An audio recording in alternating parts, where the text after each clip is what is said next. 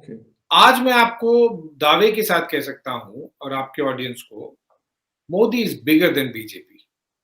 Alright. So उसके obviously positives भी हैं, नेगेटिव्स भी हैं, but that's for the party to figure out. But Modi alone is a much bigger brand and credible face than hmm, the party. Up regain in terms of the seats, in terms of forming the government again. So BJP वापस हुँ, बना लेगी। और एक कहावत है फकार India में, political circles में, कि दिल्ली का रास्ता लखनऊ से होके जाता है। जो हुँ, यूपी जीतता है वो इजीली सेंट्रल गवर्नमेंट जरूर बनाता है वो पार्टी। हुँ, हुँ। और यूपी जीते बिना दिल्ली पे राज कर पाना बहुत मुश्किल होता है। बहुत बहुत मुश्किल होता।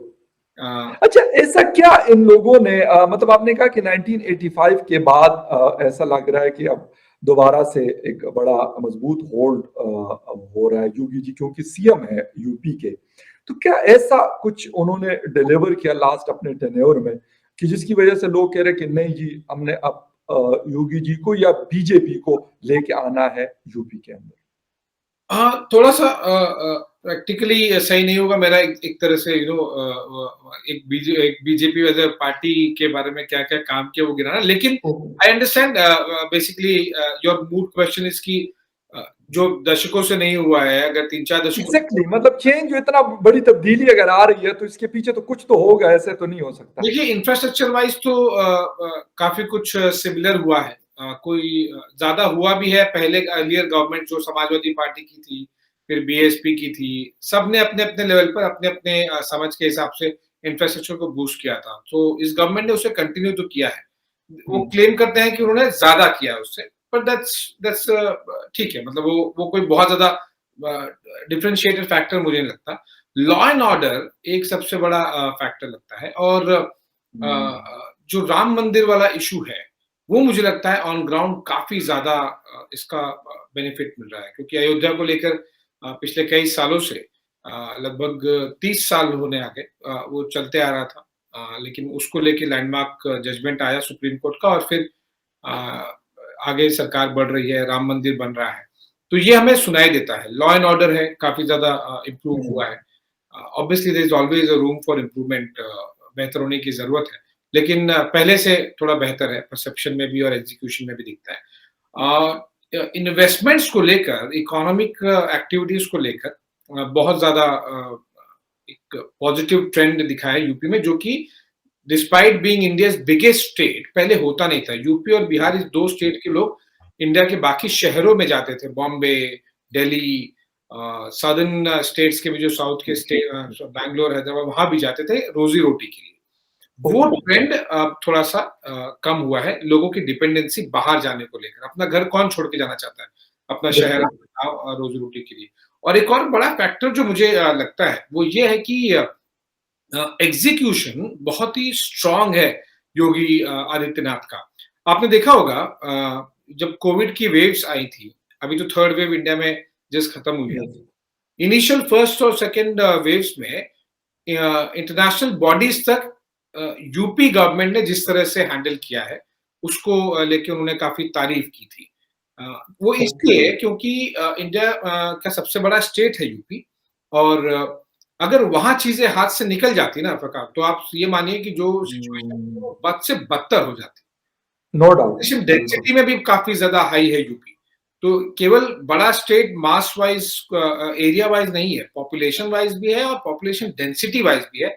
ये 2 फैक्टर मैं स्पेसिफिकली इसलिए बोल रहा हूँ क्योंकि कोविड पॉइंट ऑफ व्यू। हम्म, पूरे टाइम होते रहते हैं, 5 साल होते थे। हम तो एक बार इलेक्शन करते हैं और बस उसके बाद डब्बा पैक हो जाता है। और अभी भी हमें ऐसा ही लग रहा है कि इमरान खान साहब जो हमारे प्राइम मिनिस्टर है, घबराए घबराए घूम रहे हैं। लेकिन जब भी इलेक्शंस होंगे उसके बाद एक ही टाइम होंगे। लेकिन इंडिया में हम देखते हैं कि हर कुछ दिन के बाद इलेक्शंस हो रहे होते हैं।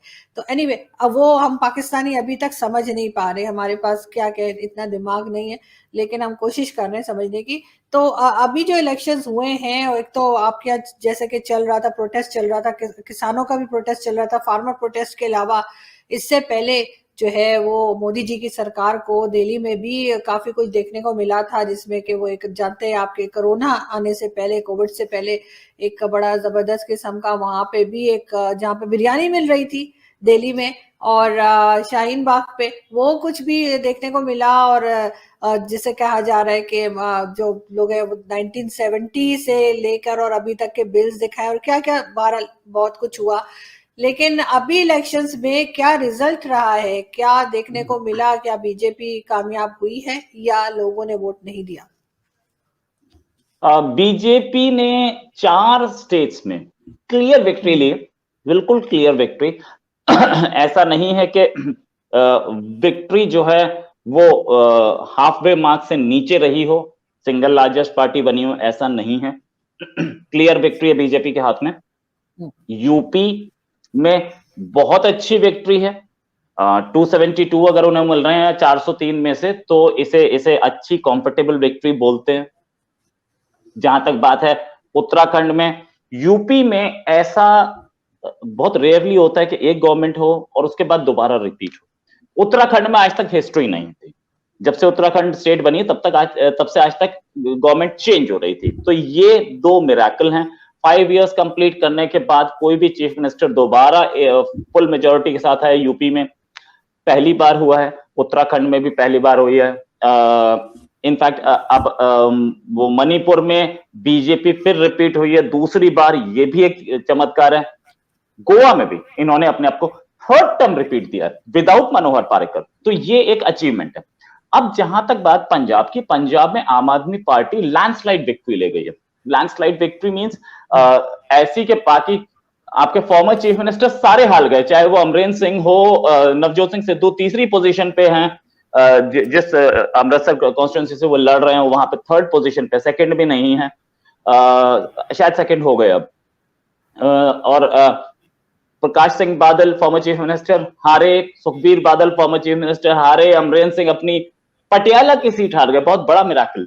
तो और हर जगह उन लोगों ने हराया जो कि टोटली अननोन थे। तो अरविंद केजरीवाल का बोलिए या भगवंत मान का बोलिए, मिराकल चला। जहां तक बात है कि फार्म बिल्स, लोग बहुत बोल रहे थे कि फार्म बिल पर प्राइम मिनिस्टर मोदी को और बीजेपी को झेलना पड़ेगा और किसान नाराज हैं। फार्म बिल्स वापस तो हुए, नो डाउट अबाउट इट, लेकिन ऐसी कोई नाराजगी हमें दिख नहीं रही है। राकेश टिकैत जो क्लेम करते थे कि मेरे साथ करोड़ों फार्मर्स हैं, वही फार्मर्स ने तो बीजेपी के लिए वोट किया, ठीक है। और अगर ये बोला जा रहा था कि बीजेपी एंटी फार्मर है और फार्मर इस बार दिखा देगा, तो फार्मर ने तो दिखा दिया अपना। यूपी और ये जो स्टेट जितनी भी गई हैं, पंजाब भी फार्मर ओरिएंटेड स्टेट है और फार्मिंग ओरिएंटेड स्टेट यूपी भी है, इंडस्ट्रियलाइजेशन भी है, लेकिन बेसिकली फार्मिंग वहां पे सबसे बड़ा ऑक्यूपेशन है। तो अगर हम इस एंगल से देखें, गोवा और उत्तराखंड टूरिज्म बेस्ड है, नो डाउट अबाउट इट। अगर हम इस एंगल से देखें तो राकेश टिकैत की अब सिचुएशन बहुत खराब है। अब उनके बहुत क्लियर दिख गया कि उनके पास कोई सपोर्ट नहीं थी। जिस समय वो क्लेम कर रहे थे 500-600 आदमी लेकर के रोड ब्लॉक कर दी थी उन्होंने, अब मोदी योगी कॉम्बिनेशन ने उनको यह दिखा दिया कि आपके पास कोई सपोर्ट नहीं है।